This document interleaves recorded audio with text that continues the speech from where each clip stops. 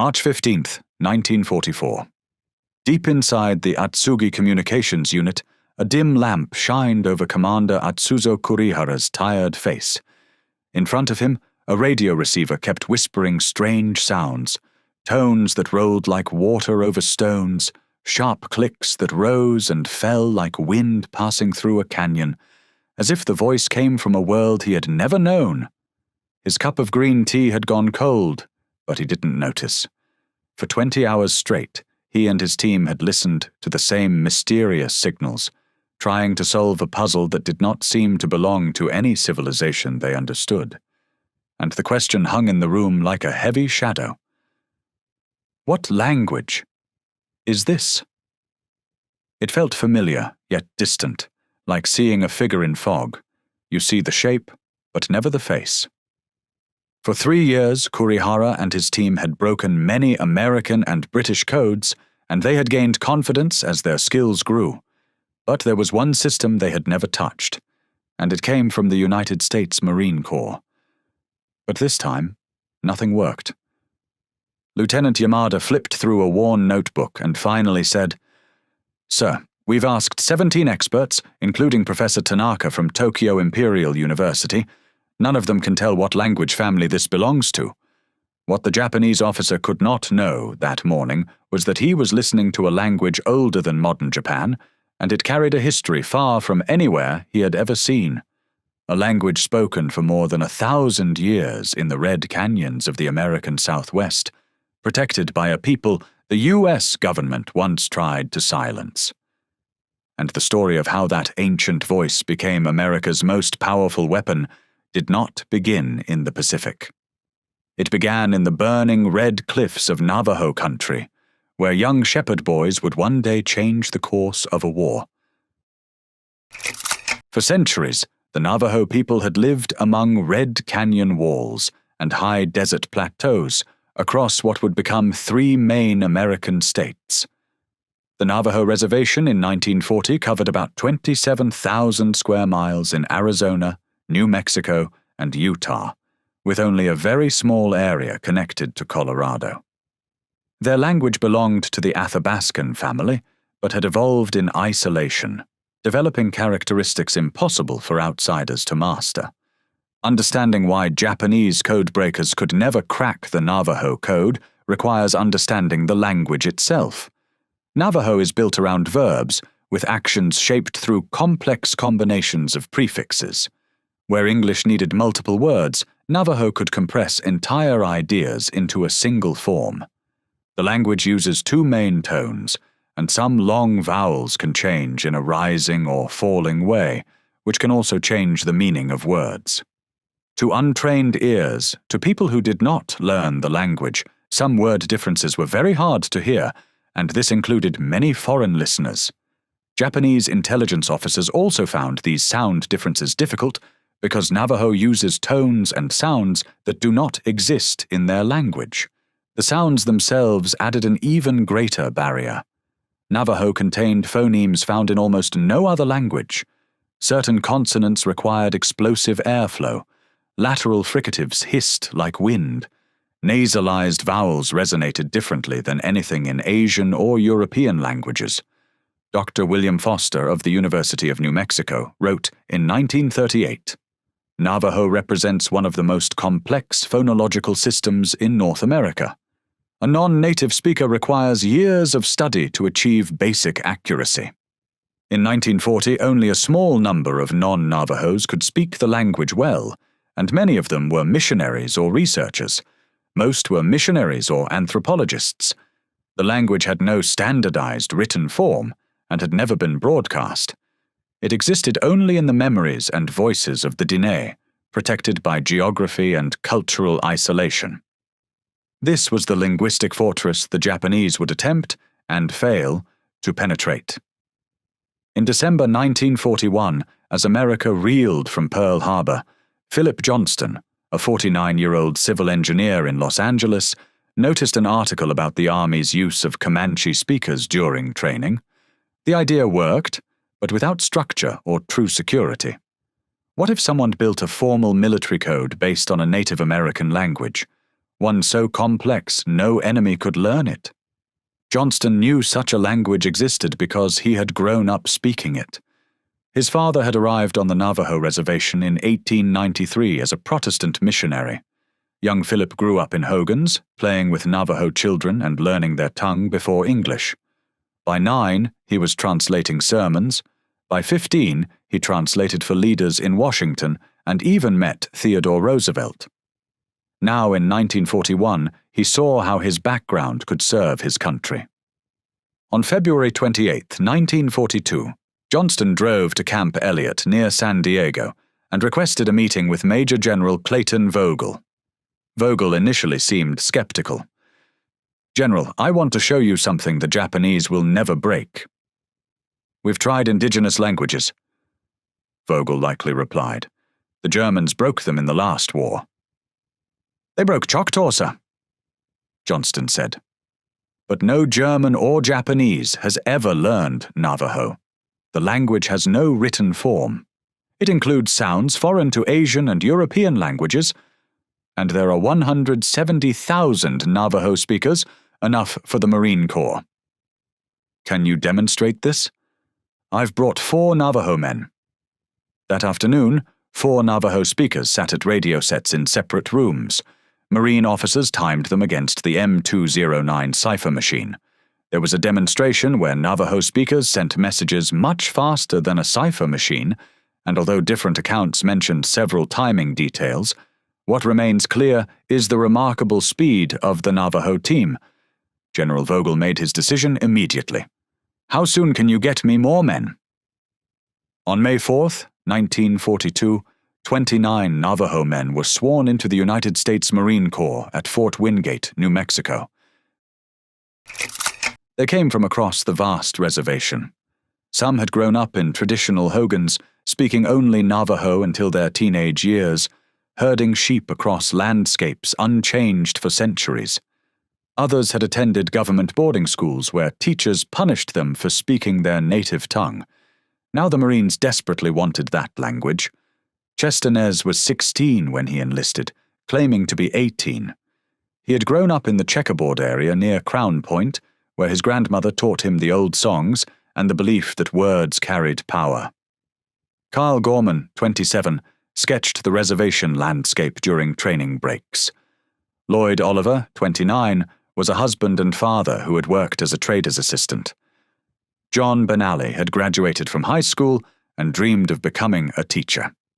These 29 men reported to Camp Elliott in May 1942, where they were taken to a secure classroom used for special training, and the room had teaching materials that covered the walls so they could begin their work at once.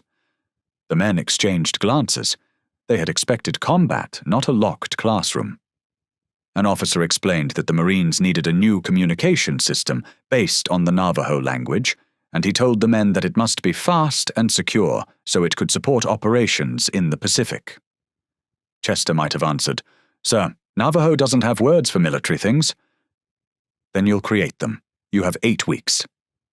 For 2 months they crafted a military vocabulary in a language that had never needed words like grenade or submarine. A submarine became ironfish, a battleship became whale. Fighter planes were hummingbirds, bombers became buzzards. The alphabet posed greater challenges. To avoid predictable patterns, each letter required multiple Navajo words rotated randomly. For E, they used ant, ear, elk, and eye. By the end of the summer, they had created and memorized a large set of military terms, and the men kept all of this knowledge in their minds because no written codebooks were allowed. Years later, Chester recalled, "We drilled until every word burned into our minds. In our tradition, words carry power. Now we use our words to protect warriors across an ocean." By August 1942, the code was complete. Now they would test it where lives hung in the balance. On August 7, 1942, as the sun rose over the Solomon Islands, 15 Navajo Marines waded ashore at Guadalcanal. Their radios were heavy on their backs. Far away at Japanese 8th Fleet headquarters in Rabaul, intelligence officers had been expecting the invasion. But when the first messages crackled through, they heard something entirely new. Lieutenant Hiroshi Tanaka, or an officer like him, pressed his headphones tighter. Fluent in English, experienced in decoding U.S. communications, he now heard rapid speech in sounds he couldn't place. "Sir," he told his supervisor, "the Americans are using a new code." Commander Nakamura listened. The rhythm was clearly structured communication, but the phonemes were unfamiliar. "Record everything," he ordered. "Send it to Tokyo immediately." On Guadalcanal's beach, Chester Nez crouched in a foxhole as machine gun fire tore above him. He keyed the microphone, speaking rapidly in Navajo.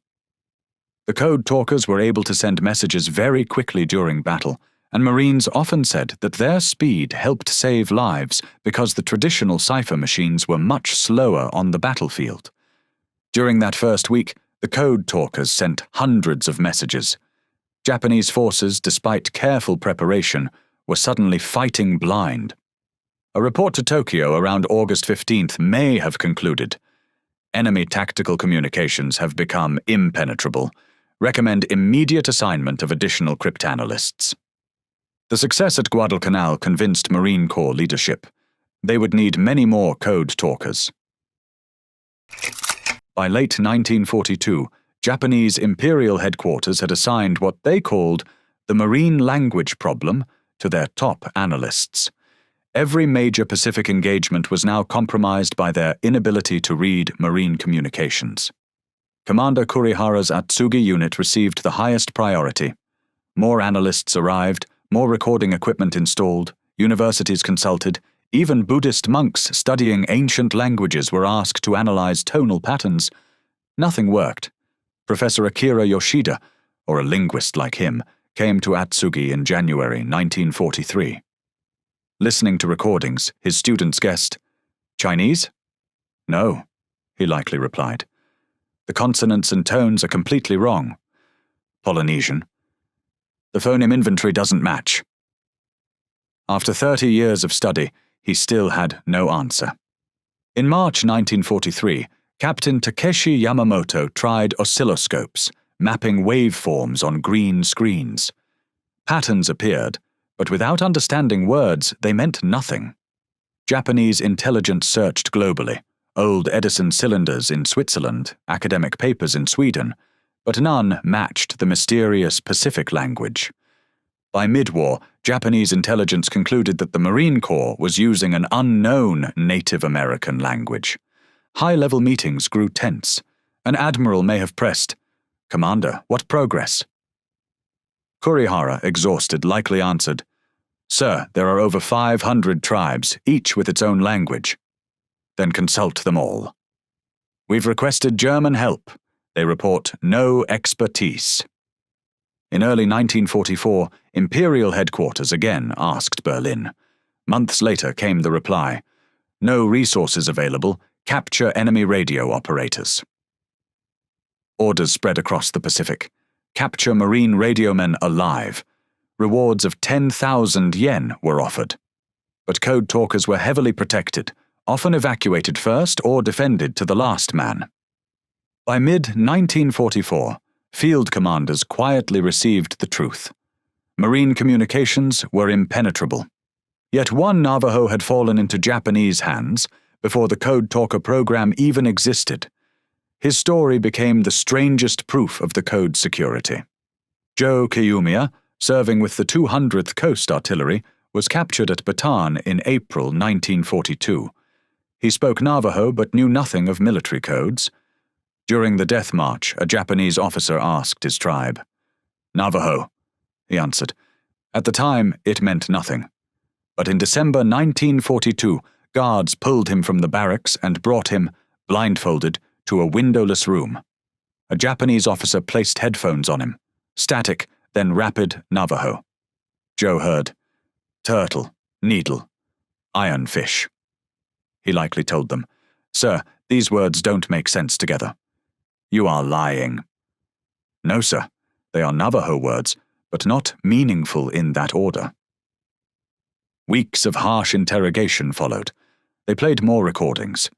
Joe heard the familiar sounds of home, yet the combinations communicated nothing. He repeated the same explanation. The words were real, but the meaning was not. By spring 1943, Joe weighed 90 pounds. Finally, Major Watanabe reviewed the case. Something in Joe's consistent answers convinced him. His report likely read, "Subject is confirmed fluent Navajo. American forces have created specialized military code layered within the language. Native speakers without training cannot decipher meanings. Further interrogation is useless." Joe was returned to a regular POW camp, barely surviving the war. He never learned that his suffering had proven the code's greatest strength. Not even a Navajo could break it without the training of a code talker. Guadalcanal's success led to immediate expansion. In September 1942, Major General Alexander Vandegrift reported that the Navajo communicators had shown remarkable value, and he said their messages were faster than any coding device and seemed completely secure, so he recommended expanding the program at once. Marine Corps headquarters agreed.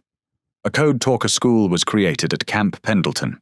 Recruiters returned to the reservation several times each year, although the exact schedule was not recorded, and they continued to find many young men who wanted to serve, and young men lined up at Fort Wingate. Some came from hogans without electricity, others from border towns. All spoke Navajo, now a military asset. Thomas Begay enlisted when he was about 17 with his family's permission, and many years later he recalled the hard training that pushed every recruit to his limits. Years later he might recall, "They pushed us harder than I imagined. We practiced while running, in gas masks with rifles firing overhead. They told us Marines would die if we hesitated.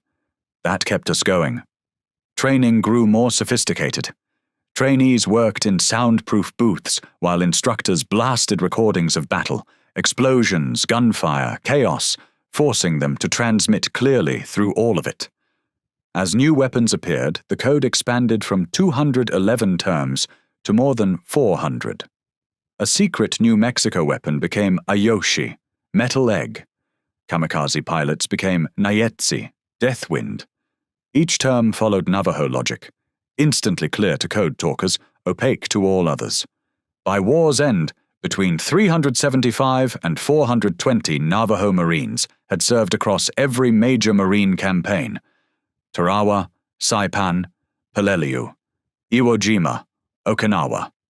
Tarawa, November 1943. Barely 3 miles long, coral and sand fortified into a death trap. 6 code talkers landed with the assault waves. For 76 hours they maintained communications.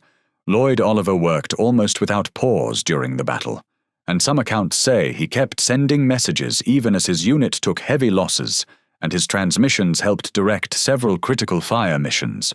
He coordinated naval gunfire that shattered Japanese defenses. "How did you keep going?" someone later asked. "Every message kept Marines alive," he might have said. Saipan, June 1944. 24 code talkers worked non-stop in the largest Central Pacific assault yet. Commander Yoshio Tanaka, or an officer like him, had predicted the attack, but lost all advantage once messages switched to Navajo. His diary might have read, "The Americans coordinate artillery, air, infantry with impossible speed. We cannot intercept their orders. It is like fighting a ghost army." Peleliu, September 1944. Jimmy King transmitted alone for 6 hours after his partner was killed, sending 40 flawless messages that broke a massive counterattack. But Iwo Jima, February 1945, would be their greatest test. 8 square miles of volcanic nightmare, 21,000 Japanese troops, 11 miles of tunnels. General Kuribayashi expected to anticipate American tactics by reading their communications. He never would. Major Howard Connor stood aboard the USS El Dorado. 6 Navajo Code talkers sat ready. "Gentlemen," he may have said, "this is the biggest show yet. Stay sharp." At dawn, naval guns thundered. Landing craft moved toward black sand beaches. The code talkers began transmitting. Navajo words flowed steadily, carrying orders for artillery, troop movements, supplies, evacuations. Messages were sent almost non-stop throughout the fighting, and the speed of the transmissions was far higher than most other communication systems at the time, enabling commanders to adjust in real time. On the beach, a code talker crouched in a crater as artillery exploded around him. He keyed his microphone, Rapid Navajo. Aboard ship, another translated instantly. Destroyers answered within minutes, obliterating Japanese positions. Underground, Kuribayashi received reports. American artillery striking with uncanny precision, counterattacks broken before they formed. Officers heard strange transmissions they couldn't understand. "We cannot disrupt their communications," an intelligence officer might have told him.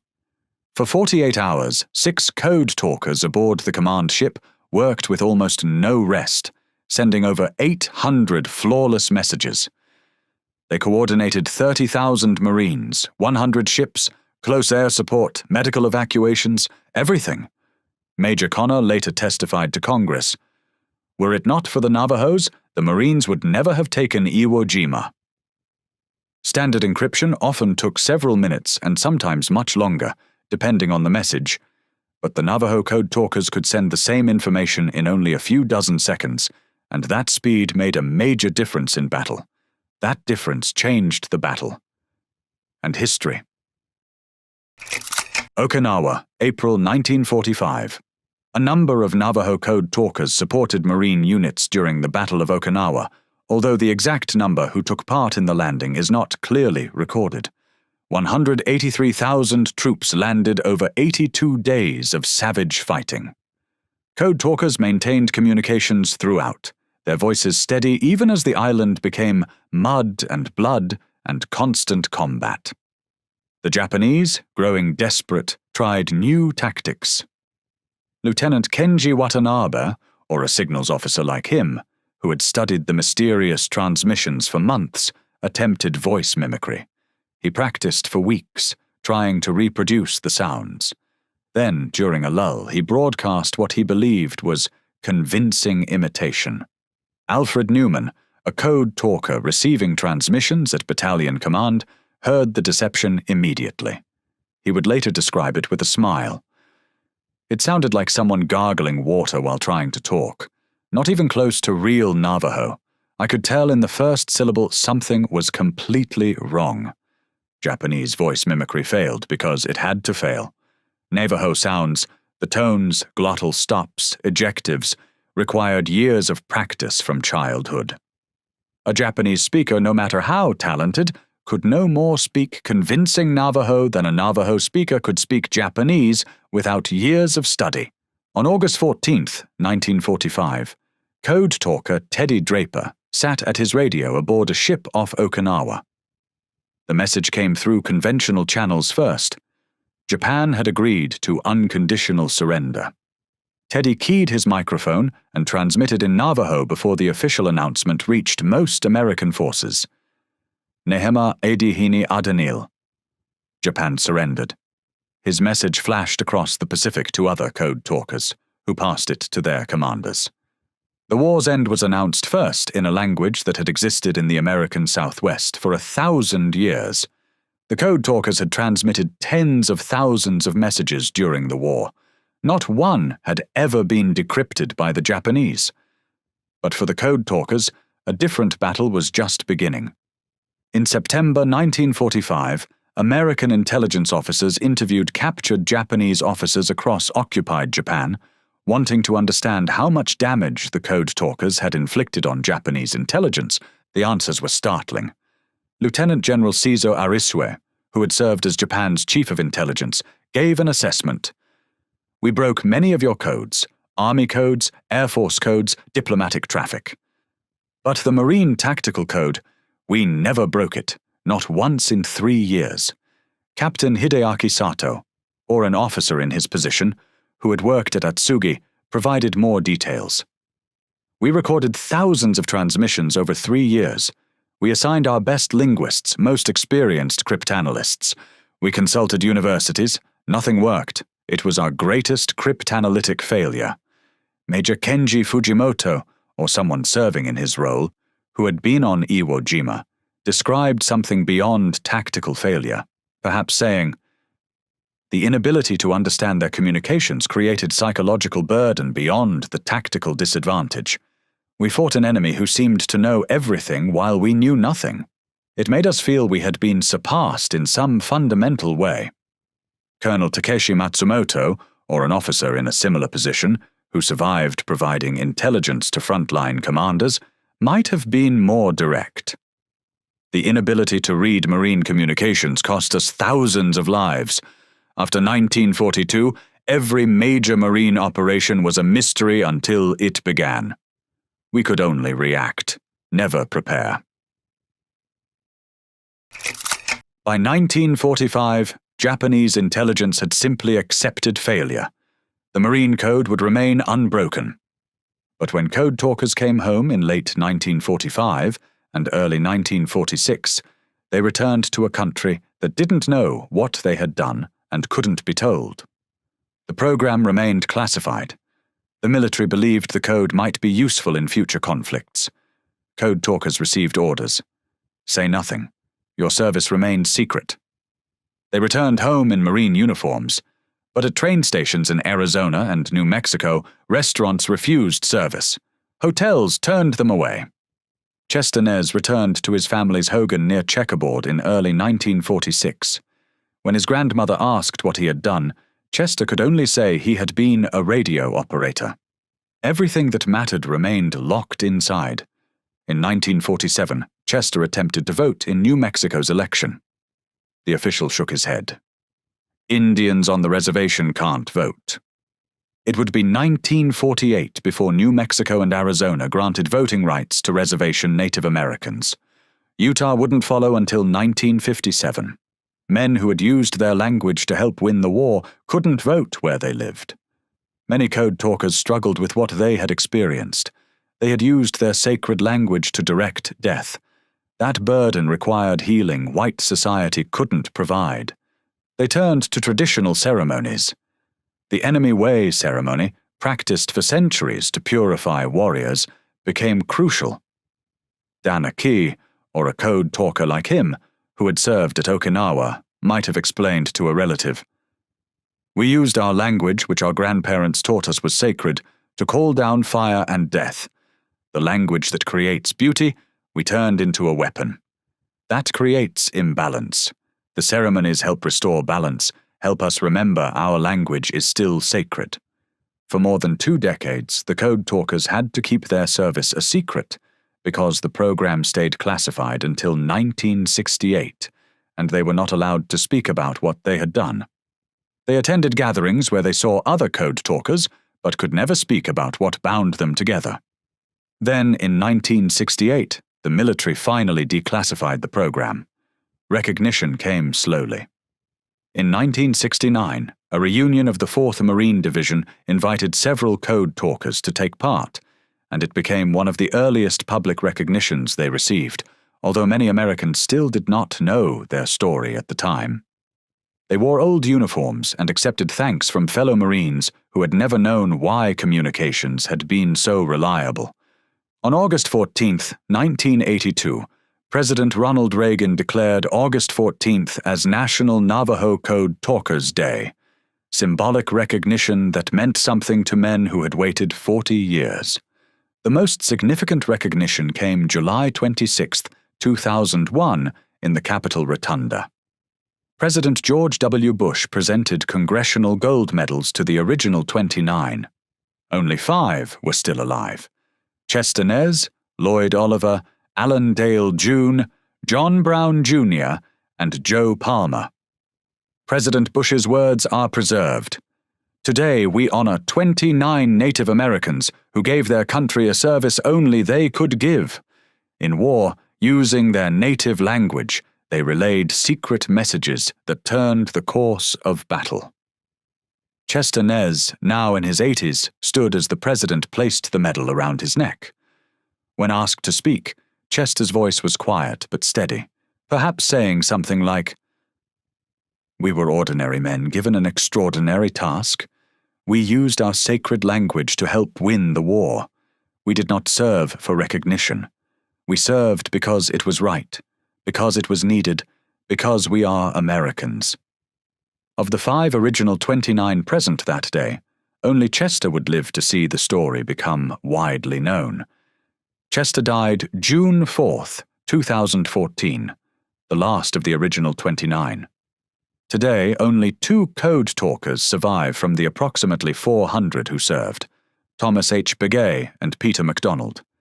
Peter MacDonald, now in his 90s, still speaks at schools when health permits, telling young people, "We showed that America's strength comes from diversity.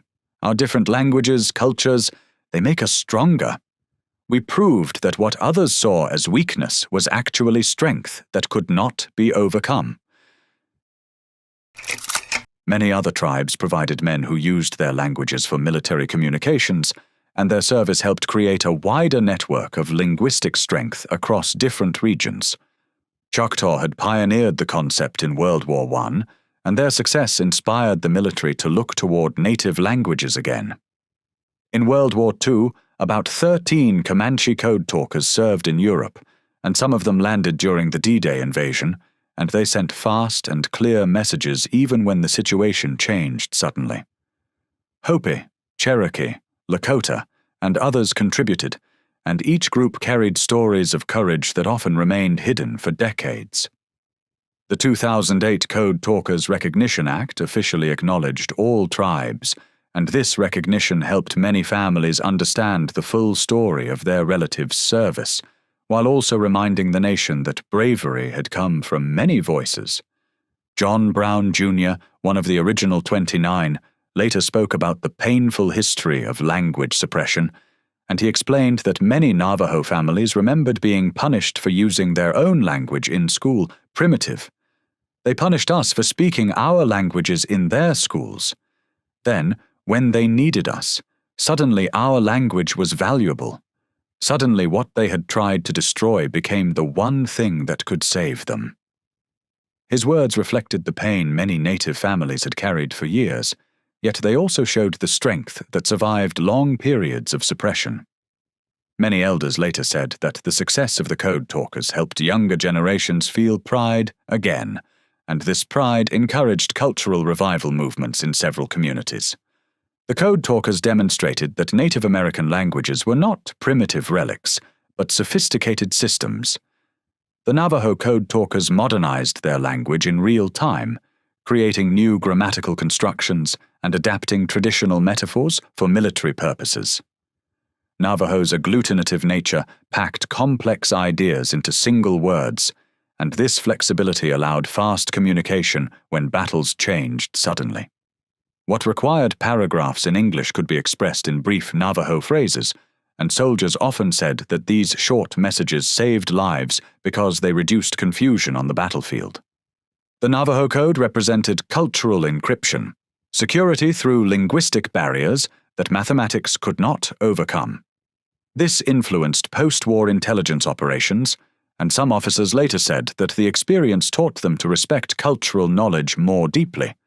Today, as quantum computing threatens traditional mathematical encryption, the Navajo Code Talkers' achievement remains relevant, and many experts look back at their work as an example of creative thinking under pressure. They proved that human linguistic diversity can create security that machines cannot break, and this idea continues to inspire researchers in modern cybersecurity. In the 1980s, Japanese scholars examined their failure. In the 1980s, some Japanese historians studied why their forces could not break the Navajo Code, and they explained that the language was completely unfamiliar to Japanese cryptanalysts during the war. We consulted universities, we requested German assistance, we captured prisoners and recorded thousands of hours, yet we achieved nothing. His findings encouraged younger historians in Japan to rethink how war stories are told, and many later wrote that understanding the Code Talkers helped Japan understand the war from a broader human perspective. In the 1990s, Japanese photographer Kenji Kawano documented surviving code talkers. His exhibitions in Tokyo and Hiroshima introduced Japanese audiences to the story, and many visitors said they had never heard this history before. Albert Smith, a code talker who had served at Iwo Jima, spoke to Japanese audiences. His words perhaps something like, "We were both warriors doing our duty. My language helped defeat Japan in war, but now perhaps it can help us understand each other in peace. The war is long over. What matters is how we move forward together." His message encouraged dialogue, and younger people in Japan and the United States said that these exchanges helped them see the past with more empathy.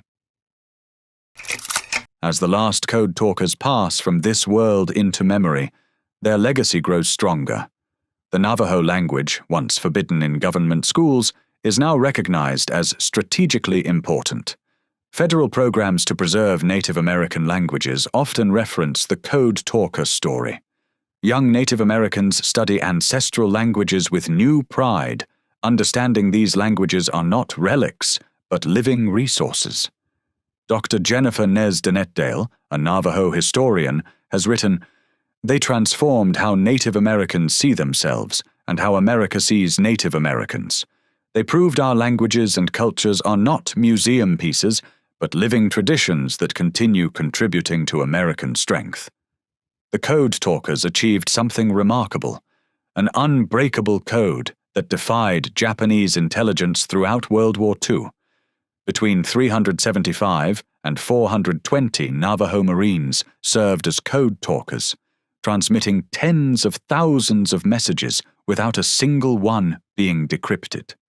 They did this while fighting as regular Marines, sharing combat dangers, earning fellow warriors' respect. But the deeper significance reaches beyond tactics and battles.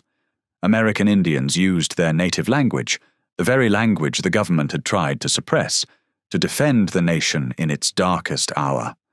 Young men from a marginalized community provided capabilities sophisticated allies couldn't match. They proved America's strength comes not from uniformity, but from diversity. Japan had prepared for American technology and determination, but not for American diversity. They couldn't access linguistic and cultural resources coming from America's many peoples. Lieutenant General Seizo Arisue's 1945 admission that Japan never cracked the Marine Code was more than acknowledgement of failure. It was recognition they had confronted an opponent whose strength came from sources they couldn't comprehend. The Navajo Code remains unbroken, not just historically, but as a reminder that differences are strengths to preserve and celebrate. The young Navajo men who used their sacred language proved that America's greatest encryption is diversity itself, powerful because it emerges from human experience and wisdom. Their code was never written in books. It lived only in memory, tradition, and the connection between a people and their language, stronger than any cipher machine. The unbroken code endures, showing that many voices, many peoples united in purpose, yet strengthened by differences, create the most powerful defense of all. The code talkers proved that the most unbreakable code is the code of freedom itself, spoken in many languages and strengthened by the diversity that makes America, America. If you found this story inspiring, please subscribe to our channel for more untold stories of courage, sacrifice, and remarkable individuals who changed history.